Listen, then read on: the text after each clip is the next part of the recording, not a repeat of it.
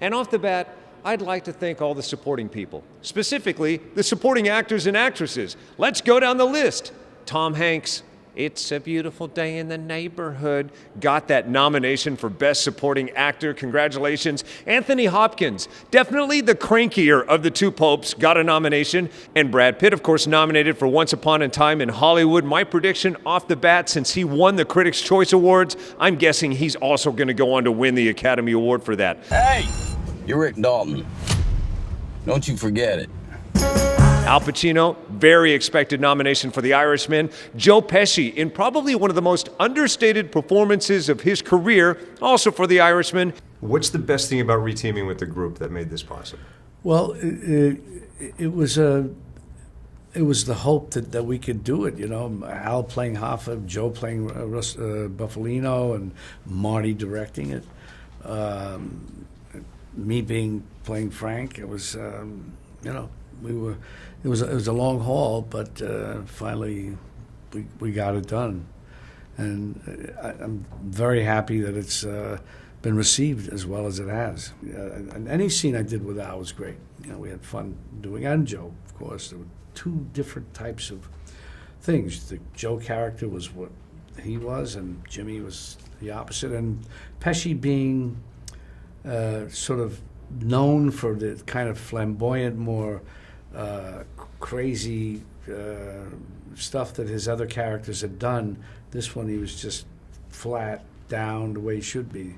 Yeah, I love your scenes with him and this new dynamic. It's pretty amazing. He's got to be very excited. Irishman also nominated for Best Picture, and he's up for producer on that. Now on to the supporting actresses. So Richard Jewell, largely ignored by both the Critics' Choice Awards, the Golden Globes before that, and Oscar nominations. However, Kathy Bates, congratulations. You made it in there. You got a nomination. And Margot Robbie, also an understated performance, but well-deserved supporting actress nomination for Bombshell.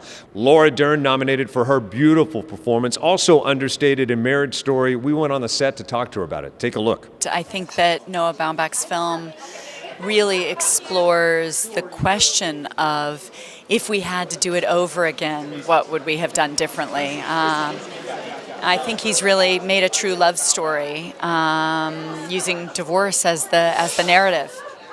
And then love. Can you explain how powerful love is in the film?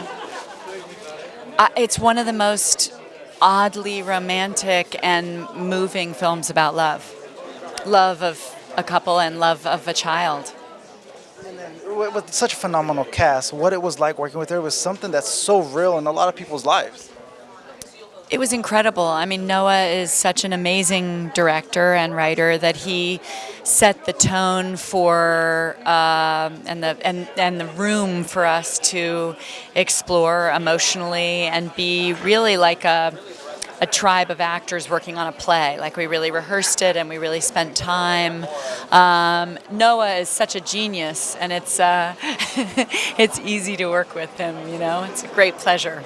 So many great performances in Little Women. One of the least expected, least likely to win a nomination was Florence Pugh for her performance, but she got it, and we talked. Scene not to miss, Beth, Eliza playing the piano in the Lawrence house, and Mr. Lawrence sitting on the stairs and listening and crying behind a closed door is like one of the most heartbreaking things. And just you in that scene and just your posture and everything about you walking in the house, I was already on the brink of crying. And then when I saw his face, I was like, okay, now that he's crying, I can cry. I was welling up as you took me to the moment. As remarkable as Scarlett Johansson was in A Marriage Story, she was equally, if not even more remarkable in her supporting role in Jojo Rabbit, and we talked to her about that. What was your two initial impressions of Scarlett when you first met her?